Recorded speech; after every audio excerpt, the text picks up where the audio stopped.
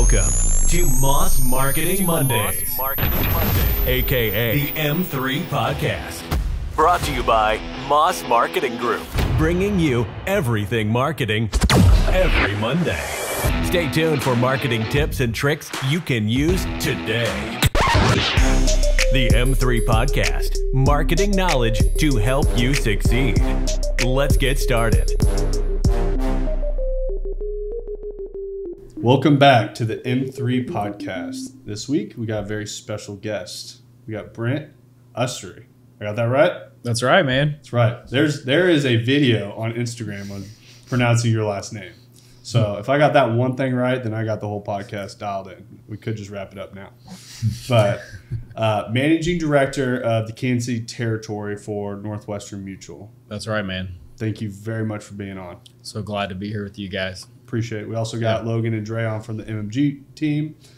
And you're someone that I feel like our paths have crossed long ago and just kind of kept crossing in different points, and now it's led us here.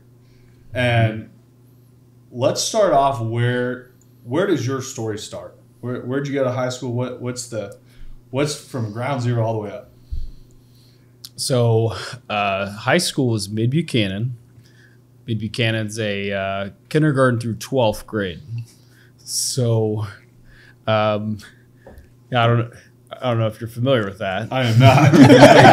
Yeah. So Mid-Buchanan R5, we actually grew up between two small towns. So there was Agency, Missouri, and Fawcett. I was a couple miles between the two. I think Agency has a population of 600. Fawcett has a population of maybe 400. So pretty rural area. And yeah, man. My parents built a house in a cornfield. And corn's a good thing around here. Cornfield, yeah. So you go to school there, and you also went to Northwest. That's right. Which I think that was the first place that we ended up crossing paths somewhere, which I apologize for crossing paths with me at that point in my life. I definitely didn't have a whole lot figured out. You got to figure out where they came from in the beginning. Yeah. I like to party a little bit at that time. So we also come from the same fraternity. So we're three of us. Logan. Not me. Not Logan. But three of us were SIG Apps at Northwest. Yeah. So sound mind, sound body. Yeah. So I think that was something that's kind of cool on all the I haven't heard that in a long time. But it's cool to see all the paths that we cross in the future of people that had a similar foundation in college. That there's a lot of things I think that the fraternity that we were in taught us. I know it was something that got me into community service, which I probably wouldn't have gotten into by myself, that I ended up really enjoying. There's a lot of things that got me involved in and made me level up on different things, on getting on an exec board, doing whatever it is within the fraternity. But there's so many friendships and there's so many people that it comes back around somewhere in life that you run into somebody that are like, you were a SIG App at Northwest, I was SIG App at Northwest. And then it's like, all of a sudden there's just a bond that's created. But so you go through college. What'd you go to college for? So I go up to Northwest. I was studying international business. I was going to be an international businessman, traveling the world. Sounded pretty good at that time of my life. Straight out of cornfield, traveling the world. Let's go. I want to see something different. Right. Yeah, I thought that would be a leg up, right? Yeah. Everybody else is studying marketing and business. So I'm going to one-up, study international business, and, probably get to travel, do some study abroad as well. Yeah. No cornfields studying abroad. He's like, I went from seeing nothing, I'm going to go to seeing all of it. So you're studying international business. What does the progression through college look like with that? Yeah, so you have to study a foreign language. So I'm pretty proficient at Spanish. I took a course in high school, so that was a natural progression to get into Spanish. And it's all fun and games until you start having to read and write it in paragraph format. So I was pretty close to getting my minor in Spanish, but I bowed out. about the time that we started reading books in Spanish. He said, you know, it sounds cool with international business, just American business. Right. So I was accepted to study abroad in PUC Rio, and I was looking forward to that. The bill came. It was a pretty hefty bill, so I pulled the plug. And then I ended up studying abroad one of the upcoming summers in Europe. So that was pretty neat adventure.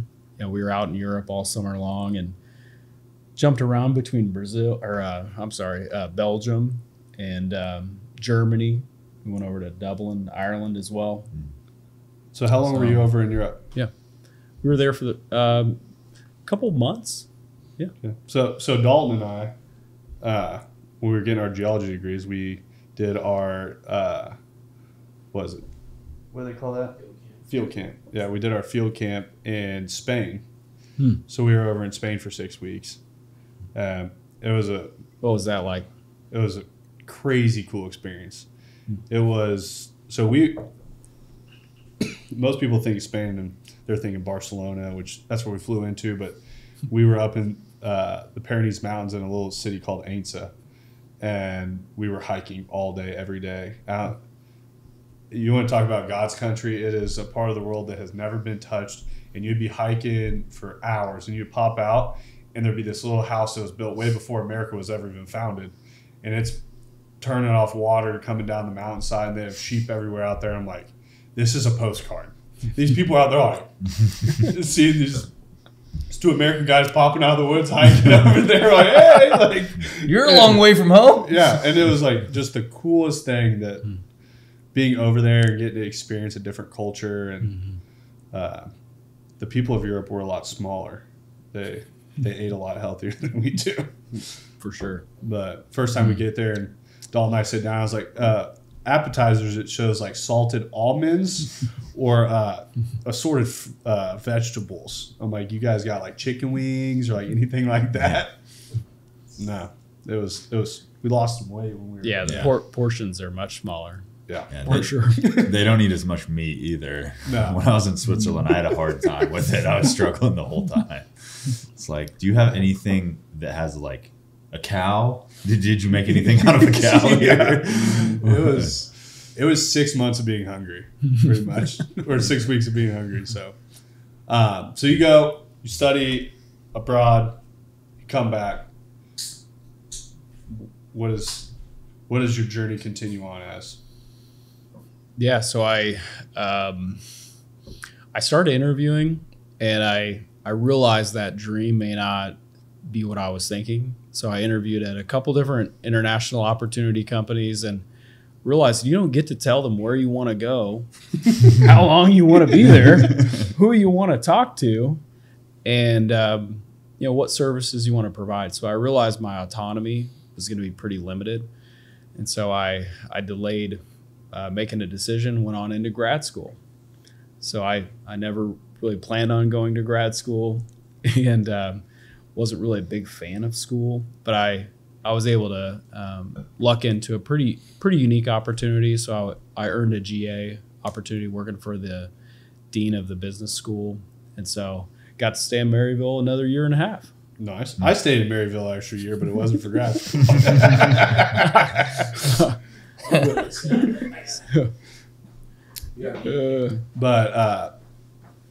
So what did grad school look like? So I think there's a lot of people that go into grad school, but what was the difference between your first 4 years and then grad school? Like, what did that transition end up like? So grad school I was expecting it to be very challenging, and a lot of it was actually participation in class. So our professors would just spring something on us. Hey, do a team huddle, come back, present at the end of class on what that is.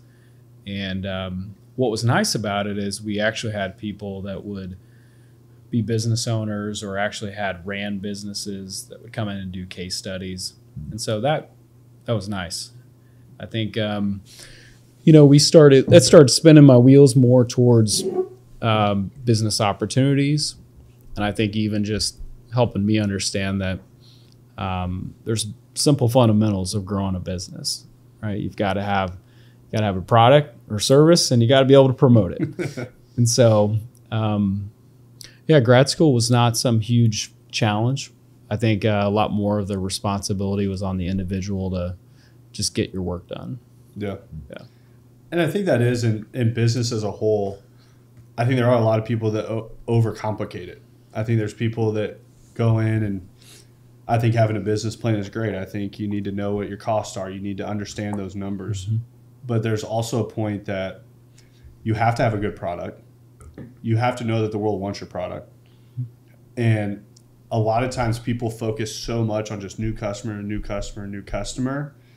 that I think something that you've done a really good job at, and I see that where your eye is on the prize is acquiring talent all the time. To where there's two legs to business, and you can be phenomenal at getting new clients, but if you're not good at attracting that new talent to be able to manage that client base all the time, people fall in business all the time. Yeah. And I think it's something that you and I in those early conversations, the early business conversations, and it's something that you probably started recognizing really, really early, was putting A players at the table changed the game really quickly. Mm-hmm. And so I do think that sometimes at the starting point, I knew when I first started Moss Marketing Group, I overcomplicated it so much.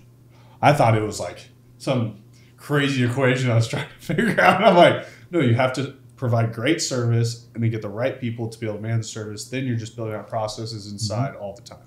Yeah. But so what did you go to grad school? Like, what was your specific focus in grad school? So it was a master's of business administration. Okay. Yeah. So just kind of generalized. Mm-hmm. Gotcha.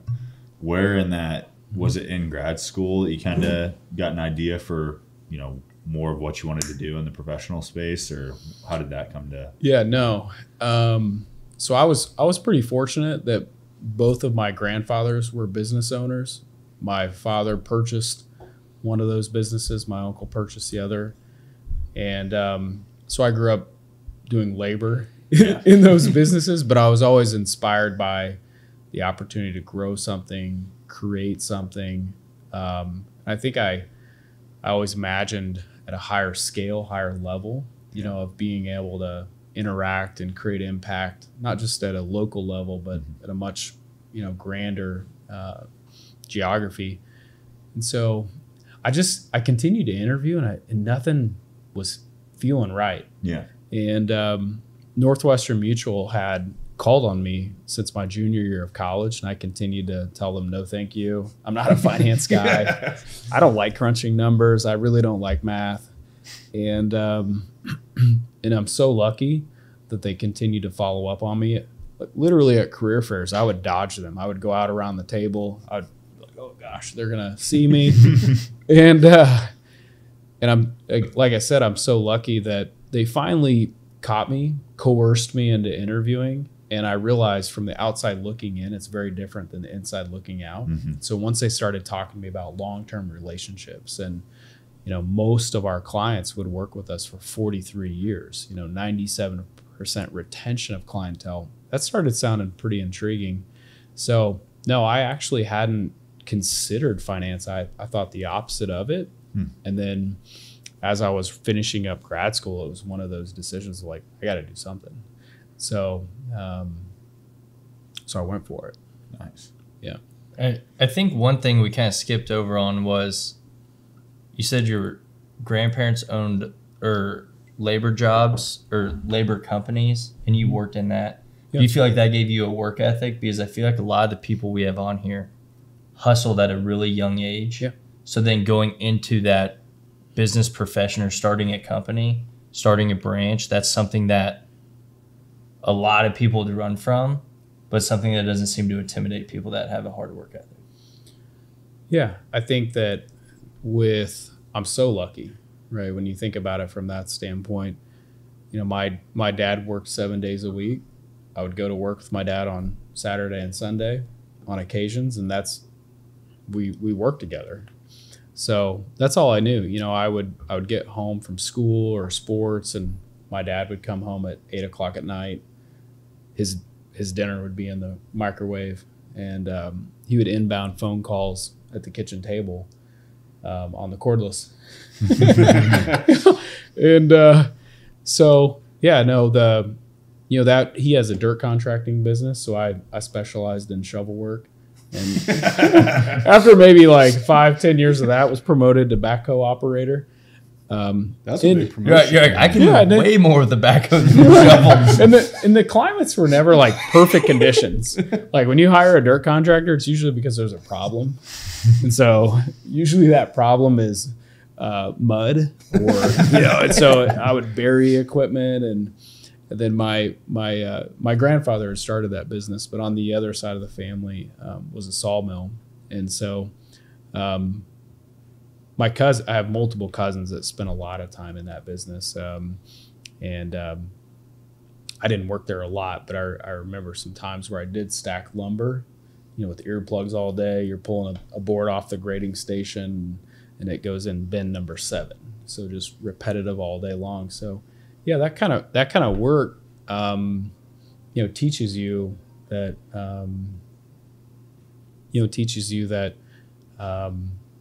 there's, in today's worlds, right? Like today's problems are first world problems. Like that there is leaps and bounds. I wake up, even when we have problems today, it's good. It's that thought process of, oh yeah, I like this. Because if it was easy, right, everybody would be doing it. Yeah. And so yeah. No, I agree with that, because we grew up with some land, not near as much as you, but we worked our weekends, and that's what we knew. And if we weren't working, we were out doing sports on the weekends. But it's from childhood, since we were 4 up until senior year of high school, that's all we knew. And then going into working at the dealership, it was back to 7 days a week, 6 days at work, 7th day cleaning the place, and then we had a side business cleaning cars to make more money. Right. But it's like, we put in the work, and then we started this. I remember it was probably maybe 2-3 months after I started. It's like Thursday, Dane's like, dude, we're all good. I'm like, what do you mean? He's like, we can go golf tomorrow, and then we have nothing planned for this weekend. I'm like, what am I supposed to do for 3 days? I'm like, bro. Right. So I'm sitting there, I'm at the house, I'm like, do I download some video games? I'm like, I don't know, but it was something where that was a whole different realm, and now we've since positioned ourselves back into working more. But it's something that I think people that have that work ethic of growing up that way, once the real world hits, it doesn't hit you as hard. It's actually a lot easier than what you've been doing. Yeah, absolutely. I think taking that stuff on with a challenge and taking it on with a understanding, like you said, like we do have first world problems. Like we're not trying to survive every day, or majority of us aren't trying to put a roof over our head, food, water, the basics. And you have these problems at work, and I even see business owners that have done like well or okay, and they just like crumble under pressure. And it's like, no, you've taken that on to be that person that when those problems come, you're like, I'm ready for them. Yeah. Like, and we talk in the office all the time. And I mean, from the top to the very bottom, the bigger the problem you can solve, the more money you get paid. Mm-hmm. And that is in life. You solve any huge problem, you get paid. Go out there and find a billionaire. If you can solve a really big problem for them, I bet you they'll pay you a lot for it. Mm-hmm. And it's just solving those problems every single day, but having that work ethic to say, hey, this is what the problem is that I identify, and this is the thought process I can put behind it to solve it, to make someone else's life better. Mm-hmm. If that is a business owner, if that's an individual, whatever it is. So I think that is a huge thing. Yeah, and growing up, my dad would, like I was saying, work 7 days a week, and then it would be a random opportunity where we would ever, let's say, go to the lake or whatever that may be. Yeah, we didn't bond like over watching TV. You know, it wasn't like 5 o'clock when you turn on the TV at the house, and that's just how that wasn't the way it was. For holiday dinners, we waited to have dinner on Thanksgiving until my dad and my grandfather showed up and washed their hands. When they washed their hands, that's when we would all start congregating, and so that was normal, right, in our household. And I think that seeing that level of dedication and sacrifice obviously shaped a lot of my mindset and how I think about things. Yeah. And I think that is something that, I mean, we watched our dad growing up put in all of it. And I mean, we saw the highs and we saw the lows. And it's when anybody that knows us and what we talk about, we're going to talk about the highs. We're not going to let the lows define who we are. Those are things that I've looked in my head. If I block out, those aren't things that I need to remember, but they're still there. But that's not. You learn from those lows. You learn from those, but that's not what the world needs to know.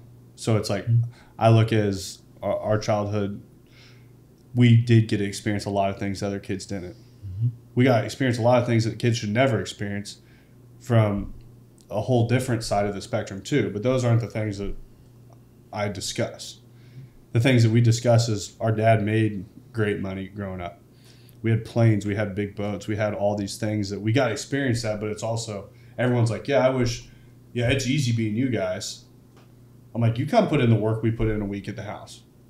We mowed 20 acres every single week. We did all these things, but it's like, you look at how that positions you in life to go take on what we take on. I fear nothing when it comes to work. Kids nowadays complain about, like, they're like, oh, I gotta take out the trash. I'm like, that's not our trash was like a quarter mile down our driveway, and then our dad, like, if he was really mad, he's like, you're walking, you ain't taking the gator. Yeah. He's like, you take that down, and he's like, Dad, there's like 12 bags. He's like, I don't care.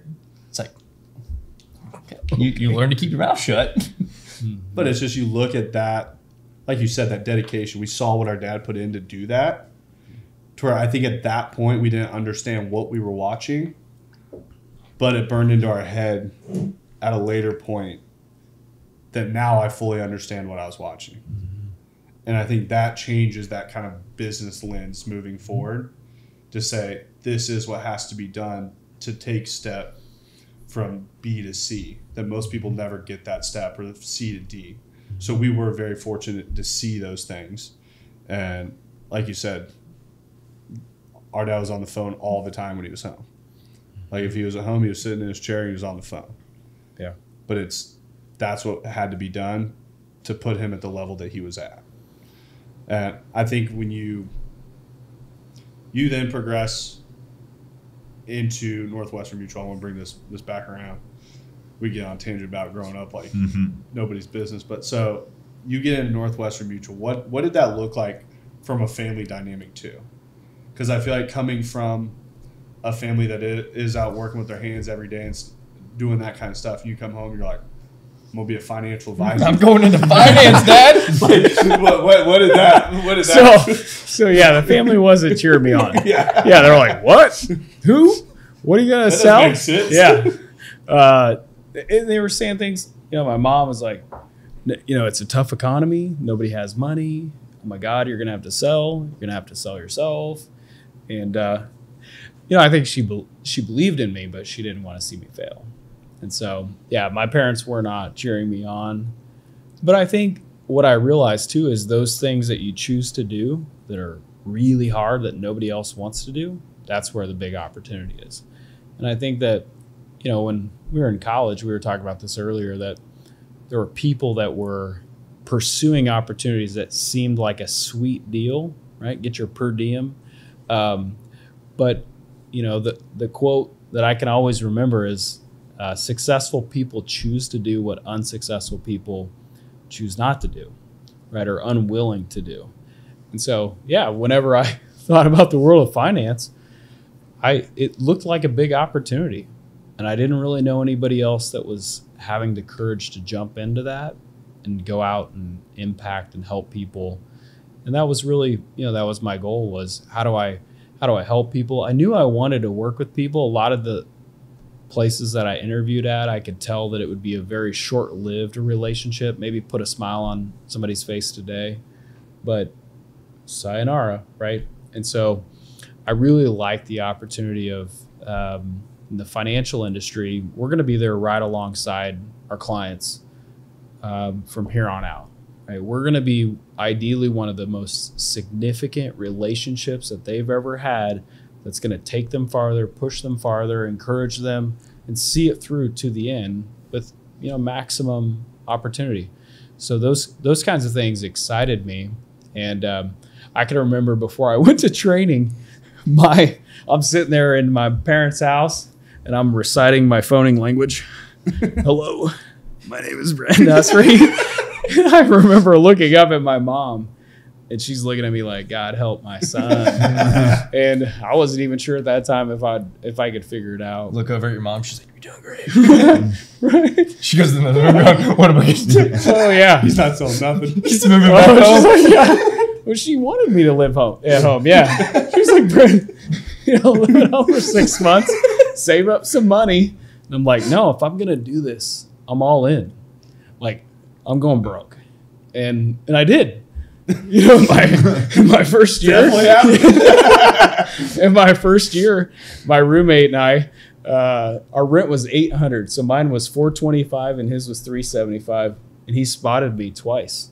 How did you get the high side of it? Well, I found the place. He got the bigger bedroom. we won't get into that story. It might have been because I had a girlfriend and, we something like that. Yeah. Something I do want to back up to that I think it is really funny when you bring up this statement about going to do the uncomfortable thing. When you're in college, I see it all the time. And we were talking about all these people that they get this job opportunity that short term it seems really shiny. That's right. And I think too many people in life in general play the short play all the time. And we have this discussion in the office probably on a weekly basis. Yeah. About watching the long plays. Mm-hmm. The long plays are the ones that have those huge opportunities in them. That I look at a lot of times you're taking a couple steps backwards each day to take the 30 steps forward that you need to take. Mm-hmm. But college students get these blinders on. They want the best offer. And guess what? These big, huge corporate companies know that they can entice them with $10,000 is going to, they've went through college, they've struggled, they haven't had any money, so this $10,000 seems like the shiniest thing they've ever seen. Yeah. And then there's this company over here that's giving them all this runway to go actually make a real career and make probably 3-4 times as much money. That's right. But that initial little grab, that company knows that they're going to get someone and they're going to lock them in something so much bigger that they're tied in. Well, yeah, and people don't know any different, mm-hmm. so they think that's the way to approach it. But anytime somebody's giving you a bunch of freebies, let's say it's a upfront sign-on or a big fat salary, well, your upside just got diminished. Yeah. So the more freebies there are, generally the less upside. So you'd rather have the 0 freebies, all the upside. And we talk about in great salespeople. Like I'm somebody like when you're selling. That they give a $20,000 sign-on bonus if you go into the military. But it's like you look at a great salesperson. Mm-hmm. You find the greatest salespeople out there, they do not want to work on a salary. Mm-hmm. They're going to take as much percentage as they can and residual, whatever they can get off the sale. It's funny when we'll have salespeople come our way and they're like, well, we've been working on starting a sales department, and one of the guys that came on, the first day he came in, he goes, I'm not taking a salary, just so you know. I'm like, all right, perfect. I'm talking to the right guy. Yeah. And then we have this other guy come our way, and he goes, I want X amount salary starting. Mm-hmm. Or you're talking to the wrong person. Because if you think you're getting paid that without doing anything, and he's like, I'll take a much smaller cut over here. And I'm like, you literally are telling me that you're just not confident in yourself. Right. That's all you're doing.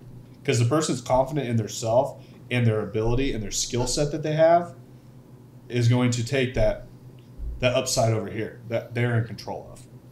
Yeah, and I think, I hear that type of stuff. We interview, people for our opportunities. We hear that kind of stuff. And I think that most people are lacking perspective, right? When you think about today's world or even college, everybody's cued on things like salary.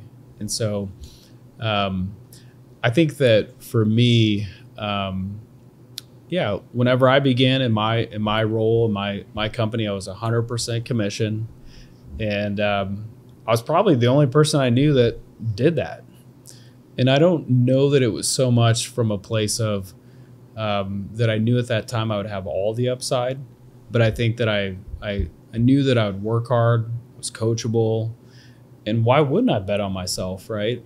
Why would I bet on somebody else if I could? Whenever I truly knew that I would do the right thing, I would treat people with respect, I would give them my best shot, and so It's funny, when I first got in, I was detailing cars at the dealership, and I get into sales. And I mean, I thought I was as ready as they come. Like, I went out, bought a bunch of dress clothes that didn't fit me. They were way too big. Have you watched any 1980s salesman show?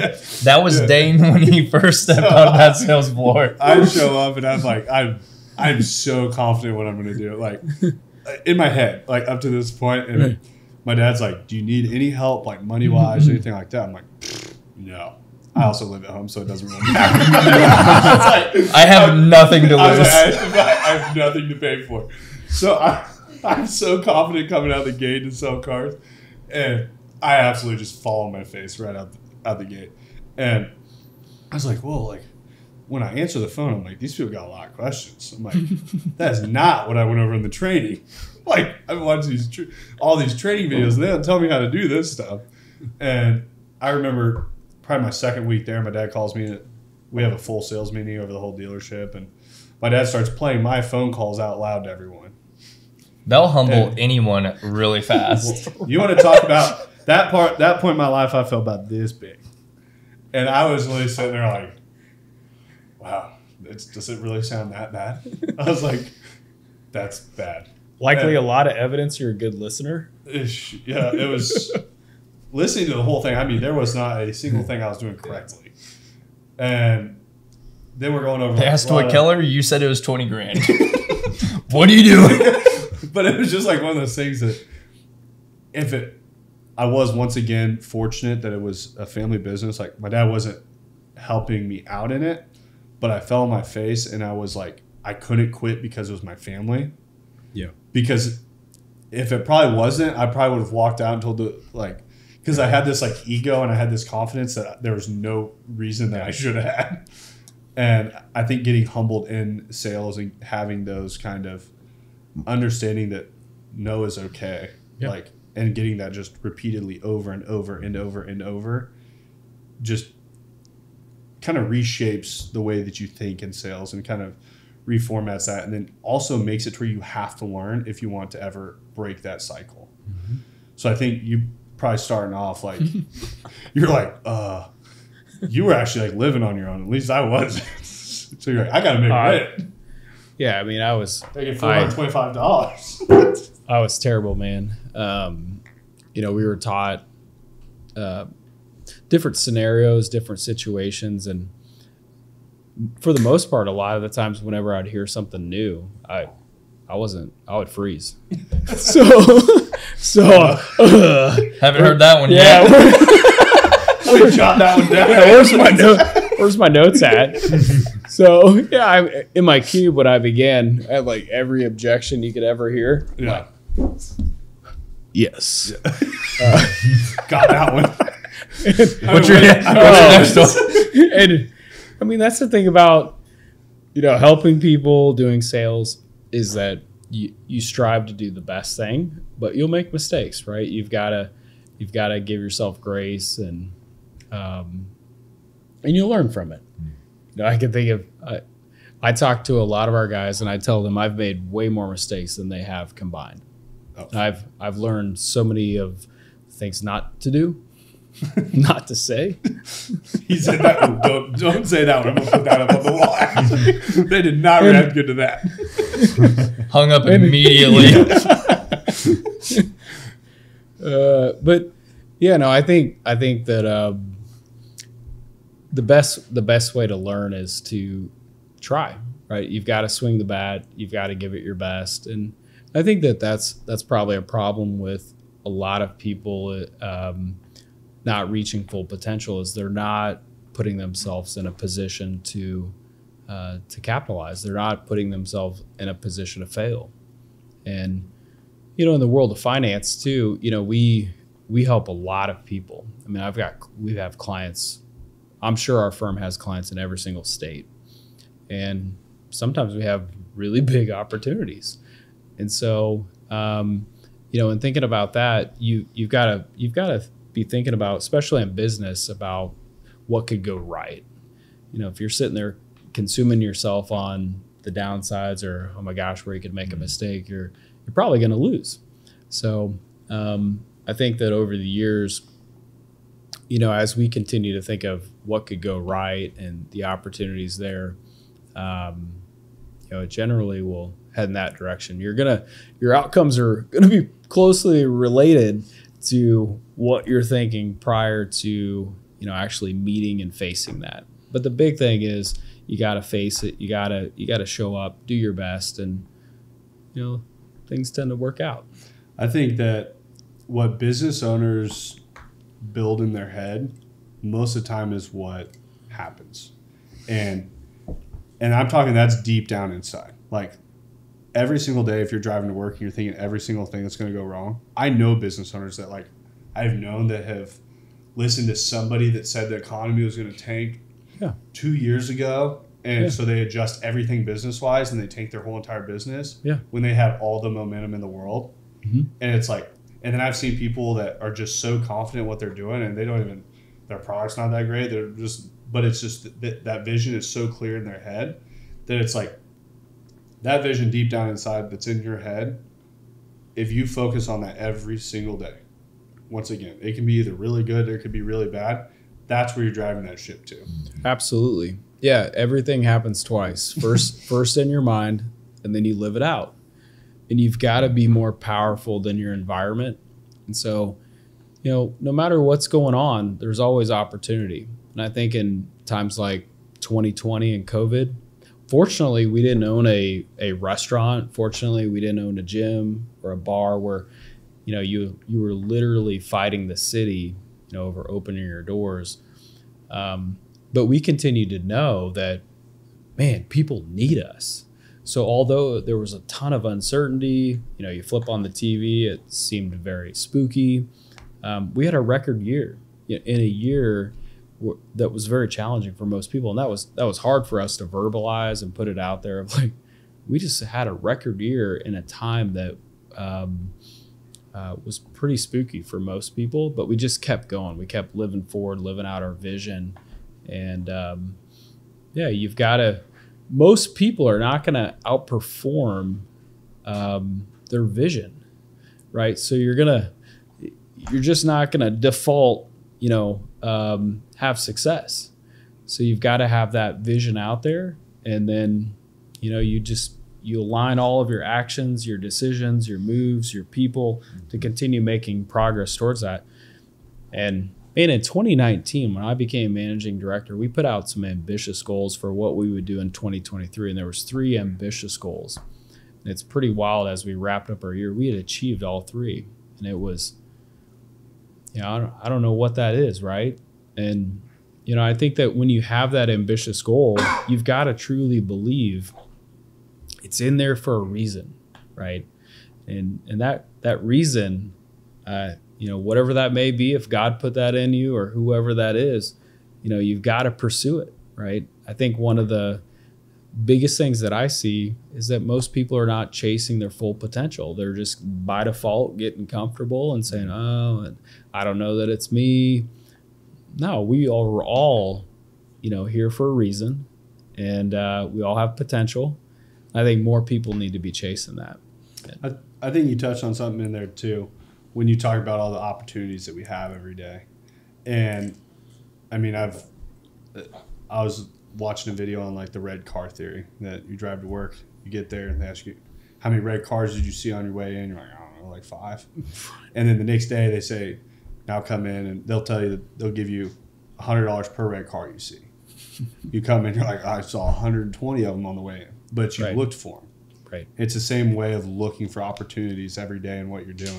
Yeah. And I think there's certain people that have their eyes open to that opportunity vision day over day over day, Yeah. and things just tend to align. And it's like, I hate when people are like, they're always trying to throw something at what the economy is doing. Mm-hmm.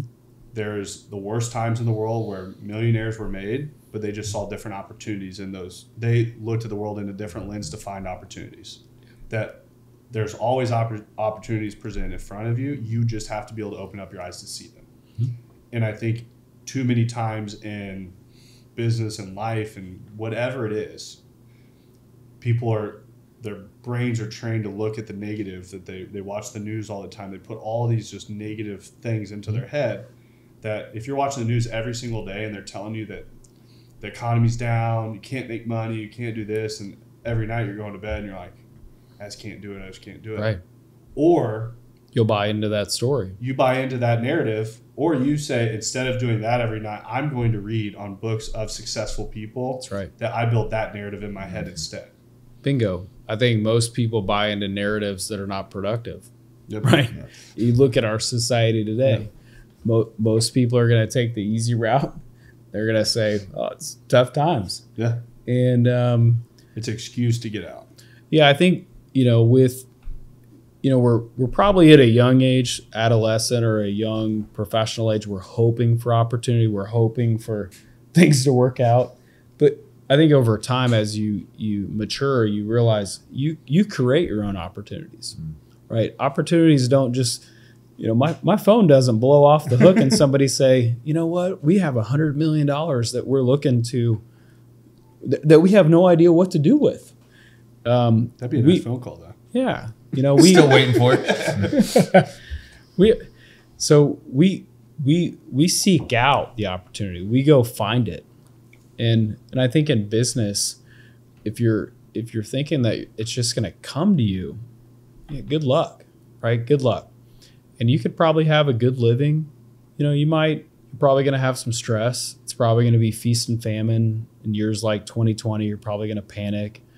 But I think for those that are thinking beyond that, thinking from a vision of impact and truly realizing, in business, you're helping people, shame on you if you're not going for it. You're not truly trying to seek out potential and help people.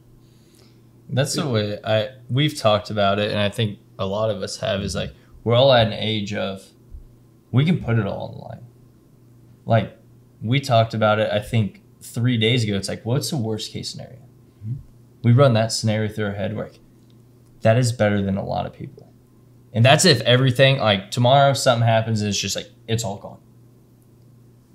Or what do we have to lose? It's like, we can ride this out and push it as hard as we want, as far as we want, and the upsides are a lot better than what we can even imagine. But it's, like you said, helping people out, doing the right thing day over day, and the repetition in that is, the repetition is, I think people forget. If you, after your first 10 phone calls, you're like, I think we're done here.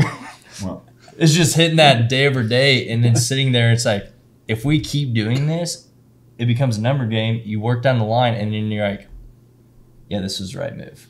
We made the right plan. people are so easy to accept those excuses the second that they pop in their head. Mm-hmm. So like if they're doing something hard and their subconscious mind throws an excuse in their head, it's like, yeah, there's my out. It's like people are subconsciously looking for it, so they automatically accept it as soon as it pops in their head. And then on what you were talking about, Dre, I think that's also takes a lot of seeing a bigger vision, kind of like you were talking about as well, Brent. And being tied and bought into something like that makes it a lot easier to make those sacrifices. Mm-hmm. But you have to look for that opportunity and be willing to see that vision too, because I think a lot of people hear those grand visions of other people and talk about it and think, oh yeah, right, or like, good luck, or that doesn't really happen in real life. And it's like, well, if you tell yourself it's not going to, then of course it's not. But you have to be open to accepting it and go along with it. 100% agree with that.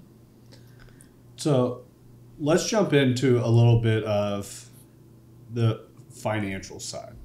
What you actually do day in and day out. Buy Dogecoin, sell Dogecoin. I don't know if you guys heard of Bitcoin. Trey has a TikTok for financial advising. Buy high, sell low. So in that side, I know that we're kind of touching on it. Like in the beginning, you're making calls, you're selling, you're doing this, but it's like also you've built something way bigger than just being a sales guy. Like you're way past that. I mean, we one of the recent reels that went out. Yeah, of course we watch Wolf of Wall Street every day. Like most people, I think financial advisor. They think like Wolf of Wall Street. These guys are in selling penny stocks. Like, but it's you guys are taking. Actually, I don't even want to say I know what you guys are doing because I don't. I want explain what it is. I come in off the street. What does it look like? Partnering with Northwestern Mutual. If you guys are going to help me with my finances. Yeah. So we're living in a world today where life is happening faster than ever before, right? There's a lot of noise. There's a lot of traffic. There's a lot of media outlets saying the world is coming to an end, and there's a lot of information out there today too, right? So it's very hard as a consumer to decipher what is really going on. There's tons of information, right? And most people truly want to do well when it comes to their money. But the problem is most people are stuck on the treadmill of life. Life is busy, right? And when it comes to money, it's very easy to procrastinate, right? It's not a red alert thing today. When you think about people that go to the doctor, it's a red alert today. I got to go to the doctor. But when we think about the predisposition of people in society, most people feel like retirement is so far down the road that there's not enough cognitive dissonance to be like, I got to do something about it, right? Most people don't wake up today going, I could get hit by a Mack truck, right? Today. And that's so, how actually I think every morning. I will say Dane's used that analogy. if you ask like most everyone around me, like I literally play the analogy of like today's the last day and I'm good with living up to right this moment. Yeah. So when we think about that, it takes a very courageous person to prompt the conversation of financial planning, right? And I think when we think about financial planning, most people have great hopes, dreams, but very few people have put it on paper and mapped it out, right? Harvard did a study years ago that said it's like 5% of people have written goals, and that 5% accomplishes more than the other 95% combined. So I feel incredibly empowered to pull people off the roller coaster of life. My target market is business owners that are revenuing $10 to $250 million. These are people that are very busy, right? They have competing priorities. So we pull them off the roller coaster of life and we sit them down and think out what is meaningful to them 5, 10, 20 years down the road. And so then we create those goals and then we create a roadmap of success towards that. The roadmap ideally is getting there with the least amount of friction, the most amount of efficiency. Frictions in the financial world would be taxes, unnecessary costs, unnecessary volatility, unnecessary complexity, right? So I love brainstorming on the behalf of business owners of how do we get there with maximum efficiency? We're not CPAs, but we are constantly brainstorming on the behalf of how can we mitigate their overall tax exposure? How can we push off tax triggers? And the list goes on. And so in thinking about that, it's all coupled with a plan. A plan is best because we're able to begin with the end in mind, right? It's easy through your day-to-day or month-to-month or week-to-week to try this, try that, but a plan's going to continue to get you there on point, right? Would we ever take off in a jet plane and go, let's see where it takes us?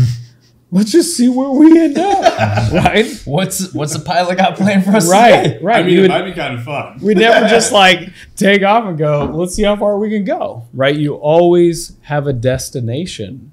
So in financial planning, it's always making those decisions to get there most efficiently. Now, in my experience in working with business owners, goals and situations change over time. So we're constantly maneuvering the ship to be on the most efficient course. Like I was saying, we're not CPAs, but there's a lot going on in the world, if you hadn't noticed. So $33 trillion federal deficit. We're at all-time low historic tax rates. We got the Tax Cut and Job Act that's looking to end here at the end of 2025. It's going to go back to pre-Trump in 2026. So that's going to knock out things like, qualified business income deduction. The tax rates are going to go back to the, 39.6 at the highest marginal tax rate. So we're constantly brainstorming of what are things that we can be doing today that can continue to position us well 10, 20, 30 years. A lot of people think about what's best for me right here, right now, but we want to constantly be thinking about, what's best for you 10, 20, 30 years down the road. And not a lot of business owners or clients that we're meeting with are having conversations like that. A lot of their advisors, their CPAs are saying, here's what you can do right now. And that's just based on what we know today. And I think that that's a cop-out. We truly want to be thinking, okay, well, what do we know what's going on in the world today? Well, we've got a $34 trillion deficit. Do we think taxes are going down? I don't. I don't think that'll ever happen. If taxes go down, that'll be a miracle. I'll have a party if it does. Big party. Everyone's invited. With all of our free tax money we just got. And I think with the way that you do that, I think we talk about it in the office all the time that I hate when people come to me just with ideas or just some 5-year plan. I don't even want to say plan, a 5-year idea of something way out there that you have to put a roadmap in front of you to get there. And it's the same thing that we talk about, that we're doing a fitness challenge in the company, that it's like, and there's certain people that have what they do every single day, and you see them just knocking down to where they're going, but they have this roadmap in front of them. Ricky. But it's like, then you have these people that aren't doing anything, that they're just shotgun an approach at it, and then they're not getting the results that they're looking for. Yeah. So it's the same thing on anything that you do in life. And I tell people, if you start a business, and we meet with so many business owners, we have 100 plus companies we work with, and we'll sit with someone, and they're like, well, I want to do this in 5 years. I'm like, well, how do you get there? I don't know. That's like if I came to you and say, I want $10 million in the bank in 5 years. You'd be like, okay, like, how do you get there? I don't know. That's just what I want. Like, you have to be able to put that actionable plan in place of this is what has to happen yearly, monthly, weekly, daily, to then get you to that end goal. Yeah. And I think with that clarity, most people then perform to that level. Most people do not overperform where they need to be, right? So I think that it's a huge gift, whether you're in marketing, whether you're in financial planning, to help people have that clarity. It may give them sticker shock of what needs to happen, but the truth is real. And you don't just retire, right? You don't just have 10 million in the bank. It takes a lot of work. Yeah. It takes strategy, it takes discipline, it takes day in and day out. In the world of money, a lot of the times too, whenever we're thinking about helping people grow big money, these last few years have been challenging with a lot of the things that have happened with what'd you say, Bitcoin and Bitcoin. I made a lot and lost a lot. Right. I know a lot of people that. Actually, I don't think I know anyone that lost money on AMC. A lot of people made a lot of money, but a lot of people I do know lost a lot that bought in late.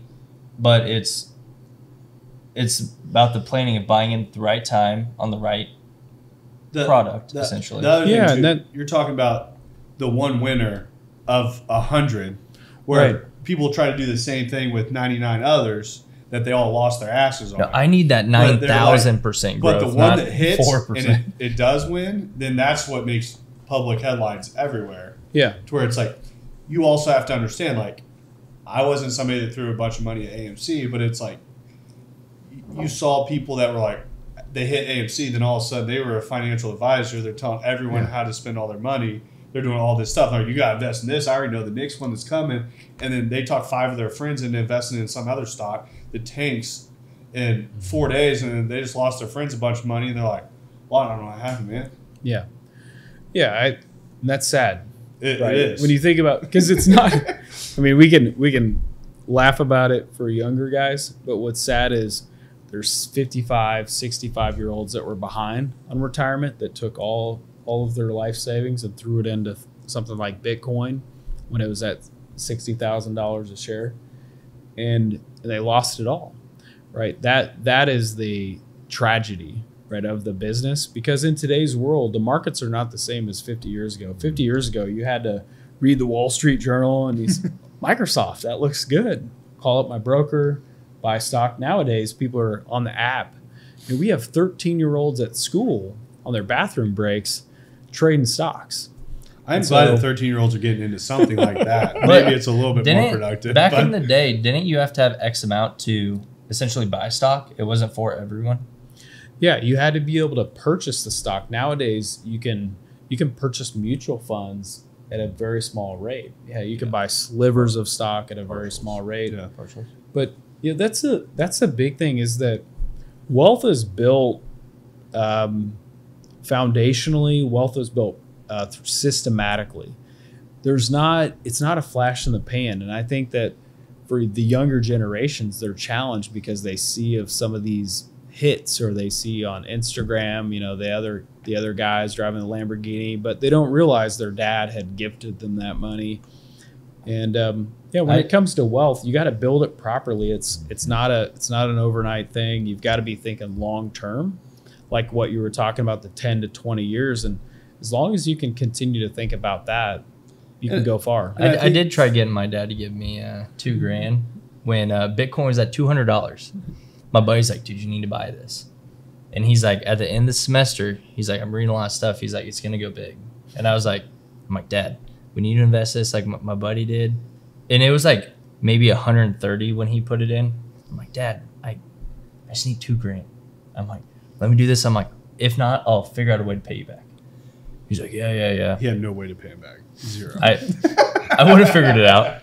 But end of the semester, this was 2016. It went from about $130 up to $15,000. And in the semester, my buddy put in $3,000, cashed out at $95,000. I was like, and I was sitting there, and my dad's like, at the end of the semester, he's like, you know what? He's like, I'll give you that money. I'm like, my buddy just cashed out by himself a new car. I'm like, well, Dad. Wow. But then looking back at it now, I'm like, even if I left that in at that point, where that 200 would have been 10 coins, that would, right now, even at its low, would have been 410,000. We're looking at the long term, I probably would have cashed out right then, not looking at the long play. But it's, I mean, anything that you look at stock wise, you can go back and say, I would have bought Apple stock. And I mean, when I was 6 years old, I should have been buying Apple stock. Right. Like anything that it's going to be 10 years from now, we're going to say we wish we could go back to 2024 and buy all these stocks. There's always going to be winners at some point that somebody says, I should have bought, I should have done this, I should have done this. There's always going to be, but there's also going to be the guy in the room that says, I never wavered and I did it. I didn't even think twice about it and I did it. Like, I called Brent and I did it. But it's like, yeah, you have those things that, like, I'd be the person that, like, I don't know how that works. If somebody works with you, is that something when they're, how do you diversify money actually with a portfolio? So I love that you asked that question, because wealth is not built through a single bullet. Yep. Right. We're not going, okay, over the next the next 12 to 6 months. You're going big or going home, bro. Right. Oh, missed. You're done. Yeah. No, well, you want to be diversified. Yeah. And and I want to come back to that. I met it with a guy at 90 Bitcoin. So it got up to, he got up to 60,000. He's got 5-6 million. And we advised, hedge your bets, sell half, take that, pay for the capital gains. And by the time you're 50, probably never have to work again. And he kept believing, and he kept saying, yeah, but Bitcoin will go to 100,000. Let it ride. And yeah. And so it was Casinos it was a big lunch all day. Yeah, it was a big concern just watching it. Like, oh, Got man. to 70. He's like, maybe Right. this dude's right. So when you think about diversification, that means a lot of different things. Diversification of time. So I think everybody should have short-term money, mid-term money, and long-term money. So your short-term money, that's your 0 to 2 year money. That's your opportunities and your emergencies. Cash is king. You want to keep that cash so you can strike while the iron's hot. But the problem with cash is it's highly inefficient and it's actually taxable. So when we start thinking about growing that money, we want to be looking to mid and long term. And so we're going to start exploring things like funds, and even beyond that, looking at tax deferred accounts. One of the biggest pain points in growing money is taxes. And for people that are growing a lot of money, taxes can be one of the biggest expenses. So the number one best thing that you want in growing money long term is an environment that you can grow and compound money annually without taxes. Now, the trick there is most of those environments, are going to be qualified plans where you have to leave the money in until you're 59 and a half. But you're getting that tax deferral. So that's from a tax perspective. So we talk time horizon, tax deferral. The other piece would just be when it comes to money, there's no golden bullet on an asset class. So asset classes, there are 9. You're going to think large American corporations. That's going to be your S&P 500, the 500 largest corporations. You're going to think mid cap, medium-sized domestic companies, small cap, all the way down through international developed, emerging markets, commodities, real estate funds, fixed income, and cash. So they've all performed over the board. Winners become losers, losers become winners. Who would have guessed in 2008 that real estate would have dropped 30%? Not a lot of people called that shot. So it's very important to have a small percentage in each asset class, and that's ultimately going to build a diversified portfolio that over time helps you get there to the end zone or the end goal with the least amount of ups and downs. So I know you going over that, a lot of people, I think, have a hard time where, I'm going to use Robinhood, for instance. You can check your stock daily. Yeah. How do you report, or how's the reporting done for how stocks perform over those? Is that like a yearly meeting, a 5-year meeting, 10-year meeting on like how stuff's performing, or how's that go? With our clients? Yeah. 10-year meetings. That's it. Put money with them too. I don't get to talk for 10 Yeah. years. No, I'm we not just turned 30. I'll talk to you when I'm 40. Yeah, we just tell people to give us a call at retirement. And then I'll see you in 40 years. See how it went. Yeah. Look, are you retired?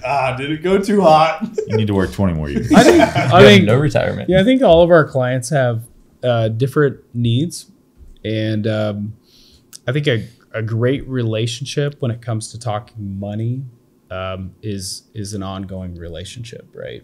This isn't just a send me my report in the mail. I think the best relationships, we're able to continue to reconnect on the purpose of why we're doing what we're doing, and is that appropriate for all that's going on in the world. So we're constantly reevaluating, making changes, and I think for some of our clients over time, they're like, just give us a thumbs up. And then some of our clients were having more of an active engagement with them. And whether that be a phone call, virtual meeting, or an in-person, we have clients all over the country. So when I began in the business, I truly believe that for me to become a trusted advisor, I needed to be there sitting here at the kitchen table late at night.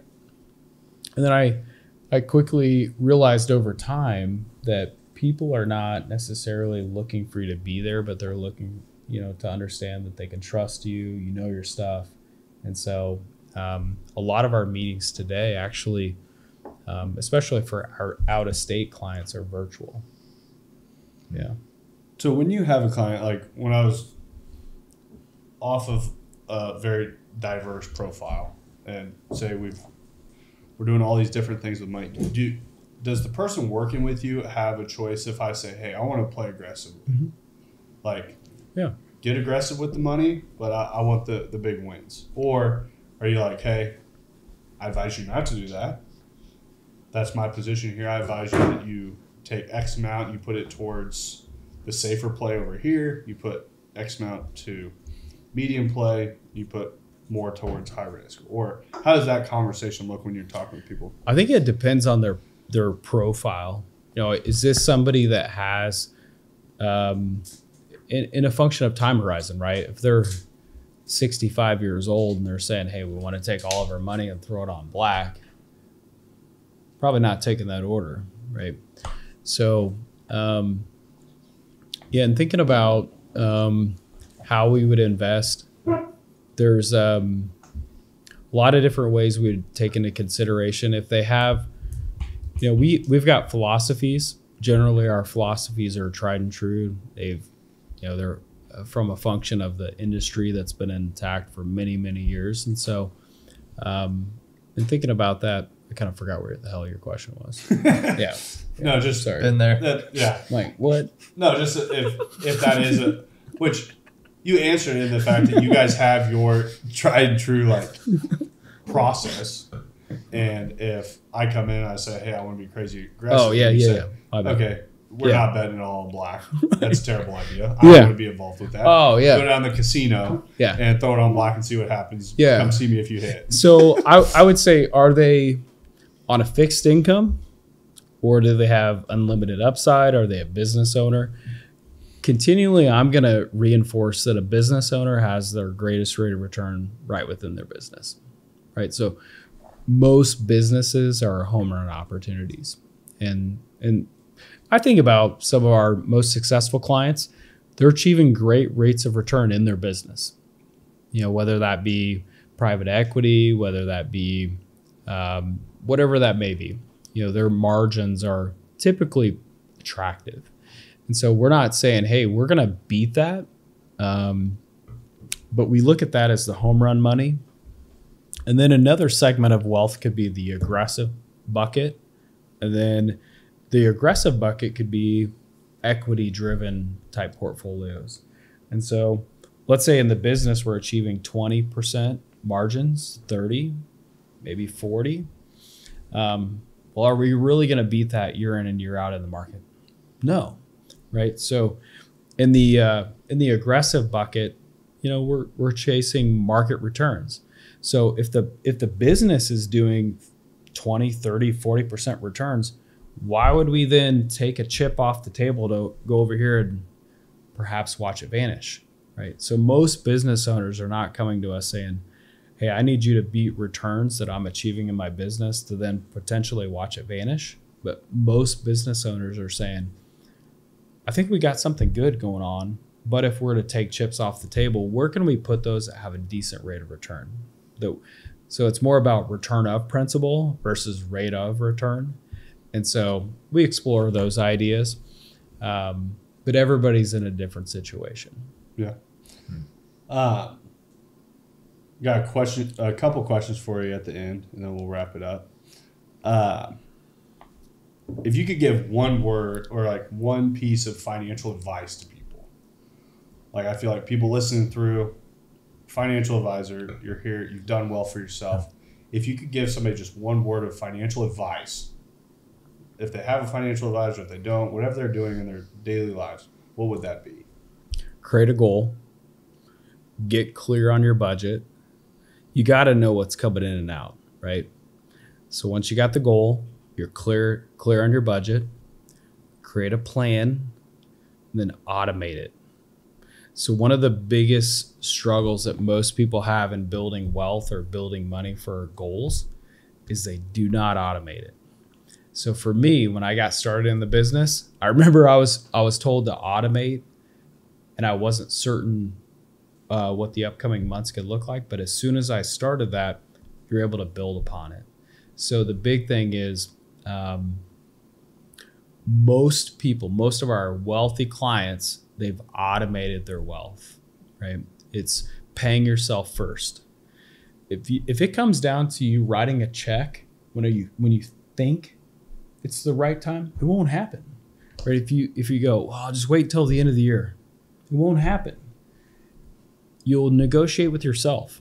You'll go, I don't know, I think I want to go to Mexico, right? Or you'll find yourself on doing whatever.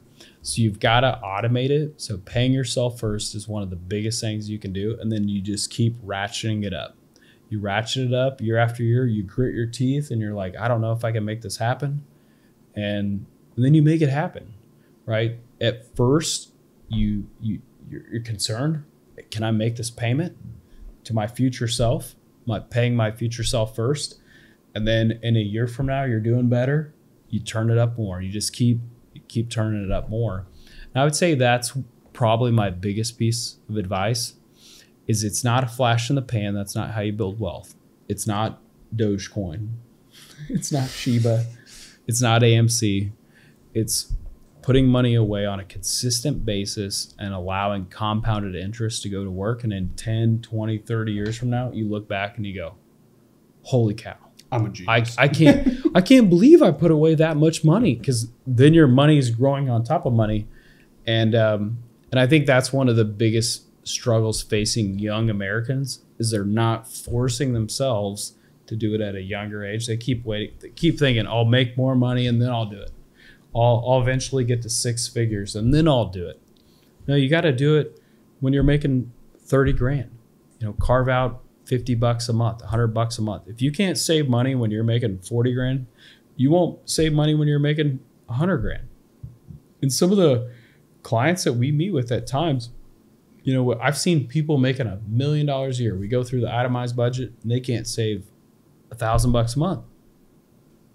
And we have clients that are making $50,000 a month, saving more than that, right? So you can become wealthy and still not be making a tremendous amount of money. But I think most people think that it's a bit of a fallacy. They think they've got to be making hundreds of thousands of dollars, and you don't. I think when you talk about automating something, like something that would kind of like rings home to me, which this was one of the conversations I was having with Madison, was like, it's not a lot of money, but it was something when I started MMG, I'm like, I'm just going to throw like $100 a month into this account. I'm like, and I'll just buy stocks with it. And I'm like, I don't know what I'm doing, but I'm like, I'm just going to buy something. But it's just auto pulls $25 on it every Friday. Day trader. Day. But it was like one of those things, and I've never even really talked to her about it. It was just something that started when I started MMG, which MMG's been here for 3.5 years. And she's like, well, how much money you have in that account? I was like, I got almost 12 grand in there that I'm like, I just rather move it over to somebody that knows what they're doing.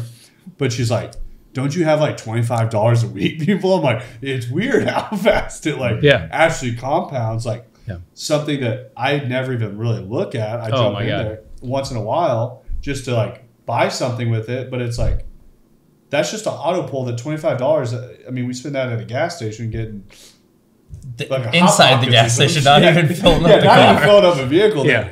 It's crazy. It is crazy. So we helped a couple older advisors retire from our firm. One of those guys, we took on some of his clients, and this lady called in. She wanted to cash out her plan, and I said, "It's your money. You can do whatever you want, but let me look at it." And I called her back and I said, I just want to share this with you. So her plan had been in motion for 52 years. And I said, for every dollar you're putting in, it's growing by $6. Like, we can't replicate this. 52 years of compounding. And it was set up when she was a baby. So her dad had set it up. And it was just like, you can cash it out, but I would never do that in a million years. Compounded interest is really working in her favor. And she didn't cash it out. And then she became a great client. But wealth takes time. It truly takes time. Even those that you may see on social media, you may see that appear to be killing it. they're on the same journey, right? They're trying to build, they're trying to grow, and what I found over the years is that those that aren't saying, "Oh my God, the market's gonna go to zero." I can think of so many guys, probably 5 to 10 different people that I respect over the years that have continued to say, "We're gonna wait. We're gonna wait until it goes to zero before we get started." And what are they still doing? Waiting, right? They're still waiting while a lot of our other clients are building wealth, right? We've been gaining traction. We've been dollar cost averaging. We've been planning for the future. And so that's one of the biggest things is that you just got to get started. One of the hardest parts about anything in life, whether it be a fitness journey, a wealth journey, you got to start. You just got to start. And the other thing too that one thing I was very fortunate for Dane is 2019 rolls around. There's this house that comes available, and this is where you say just do it. Dane's like, "Hey, you should buy this house," and I'm like, "Dude," I just started making real money. I'm like, he literally says, "I'm gonna think about it this week." I'm like, "I'm gonna think about it this week." Dane's like, "If you don't, I'm gonna buy it and you're gonna rent for me." I'm like, he goes, "Why would I do that?" I'm like, "Well, somebody's buying the house. You're buying the house, or I'm buying the house. One of the two." So I said there, I was like, I call an Ella, or I look at the house Friday. I call an LO Saturday. I sign my first set of papers for Sunday. I'm like, "Looks like I'm buying a house." Samantha's like, she's like, "Are we going to talk about it?" I'm like, "We're buying this house." Yeah. And end up bought it. I think we moved in like maybe 2 weeks later. All moved in, everything. I was like, moved in, had $78. So cleared out mistake, cleared out everything. I'm financial wizard, like I was telling you. But, and then 3 months later, COVID hits, life shuts down. I'm like, we own a house. Don't have any furniture. I'm like, we have a bed and 2 couches for a full house. I was like, "Babe, I'm not going to say I made the wrong move, but I'm like, we may have made the wrong move." We figured it out. And now the equity we made in our house in 3.5 years is substantial. Yeah. And that's where people right now, I've read some deals where... You should have waited. You should have waited because everyone said to wait. I should have waited till right now. They say people that bought from December last year to February of this year are going to be looked at the same as people buying pre-COVID, with interest rates dropping and then housing market going back up. Mm-hmm. But like I said, it's all speculation until something actually happens. Yeah. I've got strong beliefs that interest rates are going to eventually go down. They're not going up. And then with that, appreciation is going to go up. My first house I bought was $55,000, and I moved into that sucker. I put a window unit in. It was a foreclosure. Yeah, I put a window unit in. I was in the hood. Yeah, 48th and Euclid, right there. I was between 71 Highway and Paseo High School. Yeah, baby. I told everybody. Yeah, right by Plaza. Yeah, man. On the Plaza. Yeah, that was the first house I bought. And good area. It was normal to have guns in every room of the house where I grew up, so why not do that there? Yeah. And now they're for You just might have to use it. I like adrenaline. Yeah. I had some adrenaline. You guys don't wake up at 2 a.m. every morning? That's weird. But I think that when properties are going to continue to go up in value. I mean, if you're looking at a condo, apartments, houses, farms, eventually rates are going to go down. And so when you think about that, money's going to become cheaper, more buyers are going to come to the table. But that house I bought down there was $55,000, lived there for 5 years, sold it for $215,000. So sometimes that's a good lick. It's one of those things of like, if you're willing to do what others are unwilling to do, it generally plays out. Yeah. For those that want to move into the pristine, ready to go, like polished place, take shots at me. The house was only 2 years old. I'm not saying it was. They just moved out pretty quick. Yeah.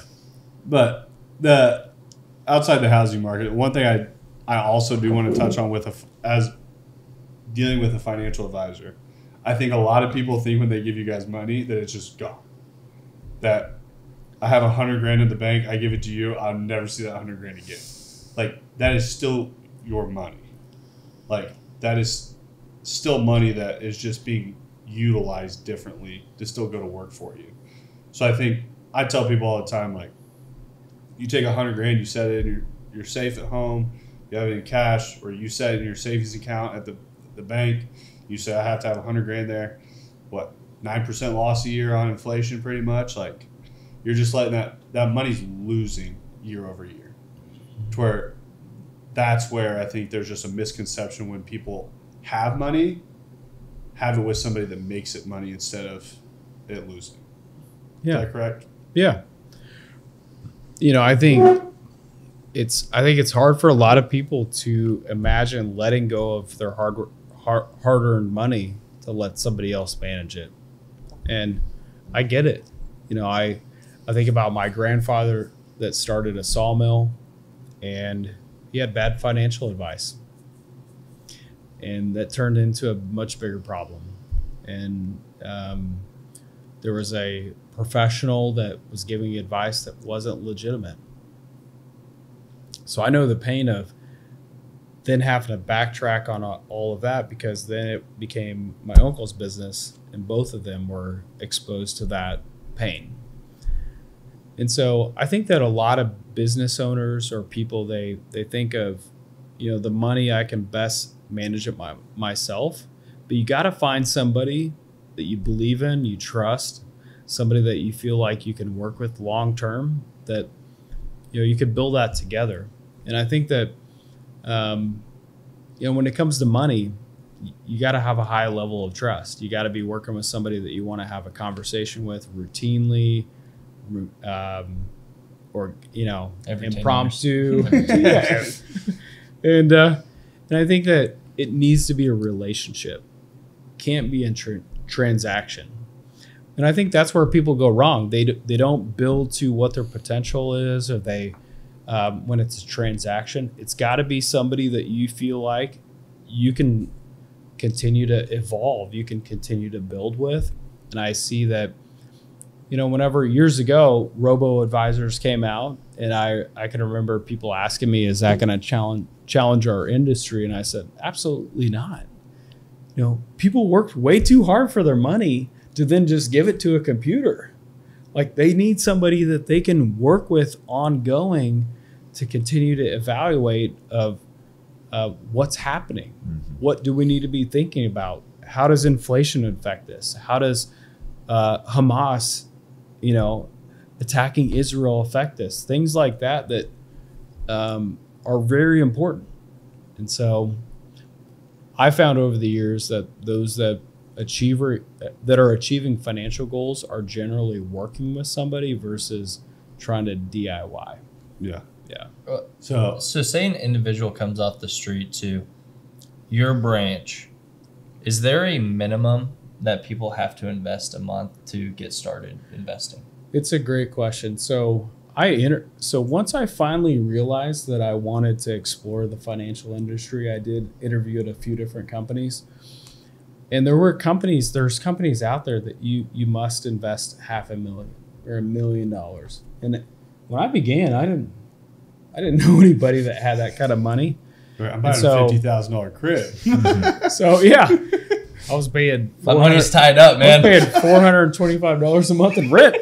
So what I really loved is, with our company, we could help people at $50 a month, all the way up to $100 million a month. Okay. So, our company specializes in the plans that the Fortune 100 companies do with us.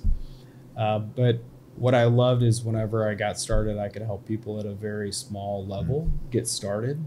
And so, yeah, we really don't have a minimum. I think it's more of a function of, do they have a desire to be disciplined? Do they have a desire to pay themselves first? And do they want to be thinking about things long term? We're happy to help people. Okay, yeah. Awesome. That's what I know. A lot of people that have like Acorn, that's just like a direct pull. But I'm saying, if it's better managed elsewhere. Like that's something where I think a lot of people just don't know there's those avenues for minimums of that sort. Yeah. Yeah, I think Acorn is nice because it's automatic, but therefore it leaves it up to you, the inexperienced person, to decide, okay, now do we cash it out? What do we do? I think that a financial advisor ideally is then helping you understand, okay, what is the right tactic, strategy beyond that, right? Yeah. Awesome. Well, we definitely talked finances all night. Yeah. This was something I knew was going to be very easy to talk about. At the end of each podcast, I like to ask the final question of, if you could go back to your 20-year-old self, what would you tell yourself? It's always the most loaded question for them. Man, if I was 20, I wish I would have told myself to forget the popular belief, forget the in crowd, forget the votes, forget what people are saying, right? Because what people are saying is based on their own beliefs. And I think that what I wish I would have done at that age is surrounded myself with people far beyond me. I can think at 20 years old, a couple people I aspire to be like, but I wish I would have had 10 or 20 people that I could have been consulting with. And we all, at 20 years old, you're pretty limited in your thinking. So yeah, I can think of a couple key people. I wish I would have expanded that far beyond. I wish I would have sought people that would have pushed me. I wish I would have sought people that would have said, time is of the essence. It's go time. You're a man. You're 20, right? It's not time to be enjoying life, but it's time to be building your future life. And I think that, my dad probably helped me with that. I remember whenever I went on to grad school, he was like, you're wasting time. You need to be getting started. And, but I wish I would have been able to find those people or had those people mentor me that were far beyond to help me expand my vision. I think that's where I'm at today is, I want to help people expand their thinking. I want to help them ultimately inspire them to go far beyond what maybe their family, their friends said was possible. And so I wish I would have sought out those kind of people at that age. It would have sped things up. I probably would have had less self-defeating thinking. I would have had less questioning around how big are opportunities. And so, 20 years old, just realizing at that age, you could start building an empire, right? In today's world, you don't have to wait till you're 30. You don't have to wait until you're 40. It's not a function of your age. It's a function of, will you do what you say you'll do? Do you know your stuff? That's what people are looking for. Yeah. Yeah. I definitely, I think a lot of 20-year-olds could focus on being around more correct people on that vision and focusing on that vision a little earlier. It was something I had a very late start to. I had a very slight view of it, but it didn't really kind of hone in until probably 25, 26 when I really started seeing it. And I really started to understand the discipline of going and getting it. I think for you too, I know Dane for sure. Life had to slap Dane in the face. Our dad would tell us till we're blue in the face, like, this is what you need to do, this is what you need to do. Dane's like, I got this. And then life, whack. Okay. I'll listen. It's hard when you're 20 and that the great insights that you are getting are from a parent, that you're not wanting to listen to them the same, that you're having those things told to you that sometimes you have to hear it from someone else. Yeah. And then now you look back at it at a time like this that I was like, okay, my dad was right. I just wasn't great at listening at that point in my life. Yeah. But no, I think that's great insight. I think you came with a ton of great insight on this whole podcast. I'm beyond thankful that you came on. It's a lot of respect for what you've built. I know it's not easy. I know once again, everyone sees the shiny objects from outside. They don't see all the hard work that went on inside to build the empire that you're building. And it's cool to watch. It's cool to be a part of. It's cool to get help with the marketing. It's cool that our paths have crossed and intertwined with Moss Marketing Group as a whole. Yeah. So financial advice, financial advising, whatever it is that you're looking for, this is your guy. We are going to put all your links below. And any final thoughts? No, this has been great. I think I've been reluctant to be on this. Yeah, I think you've asked me a time or two. A couple times. Yeah, and I think persistence is key. I can remember in college not wanting to do any kind of speaking in front of people, and I think that I'm glad to be here. You guys have a great business. I'm excited for you guys, and yeah, I think from a standpoint of money, it's a lot of people just don't have the conversations they need to have, right? They're trying to compare themselves with friends, and comparison is a thief of joy, right? You've got to talk to somebody that can be non-biased, that can help you where you're at. Everybody's at a different place. Everybody's at a different part of the race. And I remember starting my career thinking I was behind, right? I was comparing myself to my friends that were buying the house, getting married, and I'm like, oh my gosh. And they were questioning why I was doing what I was doing.